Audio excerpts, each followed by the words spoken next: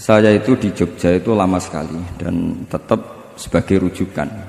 Karena saya spesialis sering ngendikan fikih. Saya dulu musyawarah ya seperti urutan di Pelosok, mulai takrib, mu'in, tapi di sana langsung mahalli. Karena Fathul Wahab gak diajarkan di sawir, di musyawarah. Tapi saya pernah ngaji Mbah Mun Fathul Wahab. Dan beliau sering berpesan, nak kanggo masyarakat ojo wahab repot, nganggo mahalli saja. Mahalli itu kan Surauhibin itu yang mensarai minhajud thalibin. Ini bukti bahwa saya ini alim betul, bukan guyon yang dari tidak alim betul. Jadi ini bedanya saya dengan moderator. Nanti kalau nggak percaya diuji di sini di depan.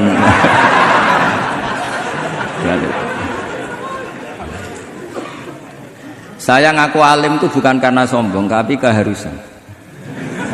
Karena begini ya, kalau kamu punya istri mau melahirkan, itu mesti nyari tulisan bidan. Barokahnya tulisan itu kamu tahu siapa bidan. Kalau kamu gigi sakit pasti cari tulisan dokter gigi. Sekarang kriminal kita adalah yang tahu Wahab tidak menulis ahli Fathul Wahab, ahli Fathul Qorib. Sehingga masyarakat itu susah nyari konsultan ahli fikih. Karena santri Pelosok tidak menulis di rumahnya ahli Fathul Wahab, ahli Fathul Qorib. Lo itu penting supaya orang tahu. Setidaknya kenapa nyuwun sewu banyak, kalau saya boleh agak merovokasi, dan itu bagus, provokasi itu bagus kadang, tapi untuk kebaikan. Kenapa orang-orang lain itu menjadi rujukan? Karena mereka memaklumatkan diri, dengar gelar RC, MA, terus ahli fikih. Tapi kita yang ngaji Wahab, khatam, musyawarah khatam, nggak nulis di rumahnya ahli Fathul Wahab. Setidaknya ada nulis konsultan kalau ingin mondok ke Pelosok, sehingga orang daerah kamu kalau mau mondok ke Pelosok konsultasi ke kamu. Tapi kita terlalu adab. Padahal awalun nubuwah itu dimulai dari at-tahaddi. At-tahaddi memaklumatkan diri kalau beliau adalah seorang nabi. Jadi kalau kamu boyong harus memaklumatkan diri, saya tidak bakul bako, saya ahli Fathul Wahab. Lah ini khataman Fathul Wahab cerita baku. Wa itu innalillahi wa inna ilaihi rajiun. Ini harus gimana nih mau? Ya Anda harus tersiksa dengan keterwakilan oleh ini.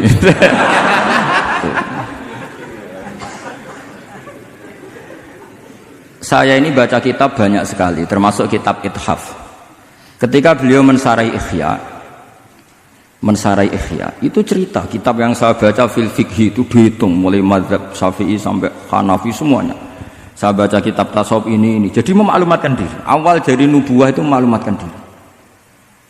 Sehingga orang gampang nyari. Kalau orang bisa nyari bidan, nyari dokter gigi karena tulisan. Kenapa orang kesulitan nyari ahli Fathul Qorib? Kalau kamu ahli konflik tulis saja konsultan spesial cerai karena pengalaman pernah cerai, tulis saja. Kalau ahli jomblo tulis saja ahli perjodohan. Supaya orang tahu keahlian kamu di mana. Saya di Jogja memaklumatkan diri, saya bisa baca Wahab, saya bisa baca Bukhari, saya bisa. Bukan dalam konteks sombong, karena kebutuhan umat yang ingin tatap bu'u asari Rasulullah, mencari-cari asari Rasulullah itu terpenuhi. Itu dengan ngaji orang yang ahli.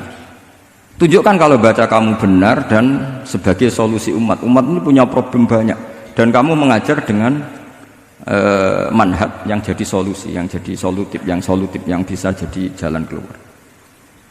Tapi kita enggak. Santri itu banyak keluar dari pondok, tapi karena miskin, sudah dari mbahnya bapaknya memang sudah miskin ya. Terus atas nama humul, atas nama ikhlas, terus sering menyembunyikan diri. Menyembuhkan diri, pura-pura ada alim, memang sebetulnya ada alim juga kadang itu. Akhirnya terus orang sampai nggak tahu kalau itu alumni pondok. Tapi ketika ada orang konsultasi sama pihak lain, mereka tersinggung karena kok nggak ke dia? Mau ke dia gimana? Nggak ada tulisannya, nggak ada potongannya. Malah tadi cerita mbako segala itu kan apa ya? Nah, saya ingin kembali lagi. Saya punya teks hadis yang riwayatnya seperti ini. Mesti hadis itu misalnya dhaif, banyak aditnya, banyak penguatnya. Idza zuharatil bid'ah wal fitan. Sebagian ada tambahan wasubba ashabi. Fal yudhiril alim ilmahu. Orang alim harus menampakkan kealimannya. Wa illa fa'alaihi la'natullahi wal malaikati wan nasi ajmain. Justru kalau tidak memperlihatkan kealimannya dia kena laknat. Artinya yang sopan-sopan tidak memperlihatkan kefatul wahabannya, maka malah melihatkan kembakuannya. Itu jatahnya fa'alaihi la'natullahi wal malaikati wan nasi ajmain. Ya setuju ya? Itu pasti kena laknat. Coba betapa tersiksanya Syekh Zakaria Al-An tadi itu mulai ngomong tuh nggak pernah menyebut Syekh Zakaria Al-Ansori. Kayak apa tersiksa? Kitabku dikaji nyebut jenengku era gelem gitu. Padahal Syekh Zakaria Al-Ansori syarat menjadi orang alim seperti dari sekian tarjamah, istilahnya dalam bahasa Arab terbaru itu tarjamah itu Syekhul Islam Syekh Zakaria Al-Ansori. Itu saya pilih yang dari kitab Manhajus Sawi karanya Habib Zain bin Smith. Itu dari sekian manaqib yang saya baca di Sulaiman Al-Jamal di mana-mana paling menarik itu. Syaratnya jadi orang alim itu dua, punya guru alim, punya murid alim. Karena Anda akan tersiksa. Sangat-sangat tersiksa. Ngaji sama gurunya takut disuruh baca, gurunya alim, mau ngorek ya meriang muridnya alim. Itu yang dialami Syekh Zakaria Al-Ansori. Sehingga beliau ngendikan dukik itu bena hajaro ini. Saya ini ditempa dua batu, cara Jawa digebek dua batu. Mau ngaji ya takut karena gurunya alim alamah yaitu pengarang Fathul Bari Ibnu Hajar Al-Asqalani. Mau mulang ya meriang mergo di murid alim alamah jenis Ibnu Hajar Al-Haythami. Dadi aku sampai ngaji ya persiapan, sampai mulang ya persiapan. Kayak apa susahnya jadi Syekh Zakaria Al-Ansori, mau ngaji setoran ya persiapan, mau ngajar persiapan. Makanya kata Mbah Mun, syarat utama ulama itu harus punya murid alim. Saya pernah didhawuhi Mbah Mun, aku gak ada anak Gus Najih itu Gus Najih. Saya juga izin jadi kiai. Karena syaratnya jadi kiai itu udah anak alim di murid alim. Izin gak jadi kiai ras sukses kata beliau. Makanya saya ketika kecelok alim itu senangnya bukan main beliau. Karena terpenuhi status tadi.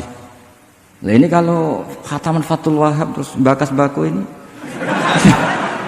Ini roh Kiai Jazuli tersiksa ini gimana? Ini gimana ini sini? Kalau ukurannya kan gampang, moderator kan dipilih yang paling baik. Setidaknya ngomongnya lah. Kalau tidak ilmunya ya ngomongnya. Terus Anda terwakili oleh orang yang enggak jelas. Enggak, saya gojlok ini enggak dosa. Karena kalau betul saya ini dosa karena ngerasani orang, berarti jadi kafarah dosanya dia. Soal saya kan amalnya sudah banyak, aman lah. Aman, jadi nanti jadi kalau jatah hasanah saya harus diminta dia, tak kasih aja. Gampang. Masih surplus banyak. Ya, masih surplus, masih banyak. Kan orang itu kalau baca Quran satu huruf itu dapat 10 kebaikan. Saya ini hafal Quran, sudah agak terhitung itu sudah. Itu untuk kamu tak satu huruf cukup nanti kalau nanti nuntut di akhirat itu tak kasih satu huruf itu cukup.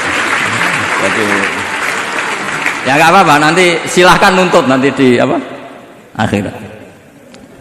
Tapi kamu lebih saya tuntut. Kamu itu siapa kok nyuruh saya di sini gitu. Jadi dosanya lebih besar lagi. Itu. Saya teruskan ya, saya cerita yang serius. Syarat jadi orang alim itu punya guru alim, punya murid alim. Karena sebagian dari ilmu itu bukan ditempa guru tapi ditempa murid. Imam Fathul Bari, Sahibu Fathul Bari yaitu Syekh Ibnu Hajar Al-Asqalani. Itu beliau sangat mencintai Nabi Musa justru karena dengan tanda kutip protesnya. Jadi ketika Nabi Musa diajari Nabi Khidir dari awal sudah ngendikan innaka inni ala ilmin, atau innaka dulu ya gak apa-apa, dibalik-balik gak apa-apa karena semua kitab kadang riwayat fil makna. Innaka ala ilmin allamaka wah ma'lam a'lamhu wa inni ala ilmin allamanillah ma'lam ta'lamhu. Kira-kira terjemahan bebasnya, kamu punya ilmu yang diajari Allah saya tidak tahu, saya punya ilmu yang diajari Allah kamu tidak tahu, maka innaka lan tastati'a ma'iya sabra, kamu tidak mungkin bisa menyabari saya, bisa memaklumi saya. Tapi kata Nabi Musa, tidak, saya harus belajar sama Anda. Oke, silahkan belajar tapi jangan tanya. Pertanyaannya itu jangan tanya, fala tas'alni, kamu nggak boleh tanya. Kalau kamu ingin jadi murid yang baik, nanti jangan tanya, itu dosa. Ya dengarkan saja. Nah, Tapi Nabi Musa tetap tanya. Ketika ada kejanggalan secara syariah, Nabi Musa tetap tanya. Dan itu oleh kitab-kitab tasawuf dianggap dengan tanda kutip kesalahannya Nabi Musa. Meskipun mimbabi hasanatil abrar sayyatul muqarrabin. Tapi di kitab fikih itu dipuji sundul langit protesnya Nabi Musa. Jadi di kitab tasawuf disalahkan karena kitab tasawuf pemuja tadi ketertaatan pada guru. Kitab fikih enggak. Ini bukti adallud dalil bahwa Musa itu orang pilihannya Allah. Dia tidak sabar, beliau tidak sabar kalau melihat kemungkaran. Jadi gugatannya Nabi Musa dianggap apa? Sur'atu ghiratihi fillah atau sur'atu ghairatihi fillah. Ada yang baca ghairah, ada yang baca ghirah. Ini karena ngadepi santri Fathul Wahab. Saya terpaksa baca 2 kali. Siji ben ketok alime, nomor loro nak kowe ra iso tak warai, nak maca. Karena dalam kiro asap ya mesti gitu, kalau nggak doikin jadikin. Karena yang satu cara berpikir masdar itu aslul mustaqot, maka nggak perlu kena harokat munasabah. Jadi saro yasiru sairon, tidak perlu siron. Faza yafuzu fauzan, tidak perlu fuzan karena masdar aslul mustaqot. Jadi tidak perlu kompromi dengan harokatul munasabah. Tapi orang Arab tetap bilang dikul maisha. Apa? Tetap bilang dikul maisha. Tapi kiro kita fala takufi doiqin, bukan pakai apa? Dikin. Ya, makanya kemungkinannya 2. Saya baca 2 kali ben ketok alime. Karena saya ini menghormati sampean. Mosok ngundang wong ra alim kan isine-isine wong. Nomor 2 anak kowe ra iso tak warai kalau bacanya itu 2. Jadi andai kan saya ngajar di Pondok Pelosok, saya baca mesti 2 kali. Wayah sibu zaidun kada, wayah sabu zaidun kada. Karena dalam qiraat sab'ah ada yang baca yahsibu, qiraat kita baca yahsabu. Tapi guru-guru kita kalau ngajar fikih itu bacanya yahsibu. Tapi kalau baca Quran yahsabu. Ya kan Quran kita kan ayah sabu Allah yaqdiru alaihi ahad, bukan dibaca ayah sibu. Saya teruskan. Jadi syarat jadi orang alim itu harus punya guru alim dan murid alim. Imam Fathul Bari ketika menganalisis Nabi Musa itu beliau memuja Nabi Musa. Ini bukti ghirahnya Nabi Musa yang luar biasa. Beliau paling tersinggung kalau untuhikat hurumatullah. Orang sudah ditolong kok gak matur nuwun malah merusak perahunya. Jadi itu secara syariat itu mungkar. Kalau mungkar ya harus diprotes. Artinya itu sifatu madkhin. Protesnya Nabi Musa itu sifatu madkhin, bukan sifatu dhammin. Itu Ibnu Hajar al-Asqalani, gurunya Syekh Zakaria Ansari. Ketika orang tasawuf nganggep yang dilakukan Musa itu agak-agak mazmum karena protes sama guru. Pertanyaan saya ke anak-anak Fathul Wahab, kamu milih siapa? Milih partainya Ibnu Hajar al-Asqalani apa milih partainya orang tasawuf? Selama ini roh potongannya sampean milih sing tasawuf. Karena sampean dengan ilmu pas-pasan ini nggak suka kalau ada murid tanya. Mboten ngaku mawon. Tapi karena tadi logika syariatnya kata Ibnu Hajar al-Asqalani, Musa itu kalimullah termasuk ulul azmi, sementara Khidir hanya seorang nabi. Apa yang dilakukan Musa tentu lebih keren karena beliau seorang nabi dan rasul.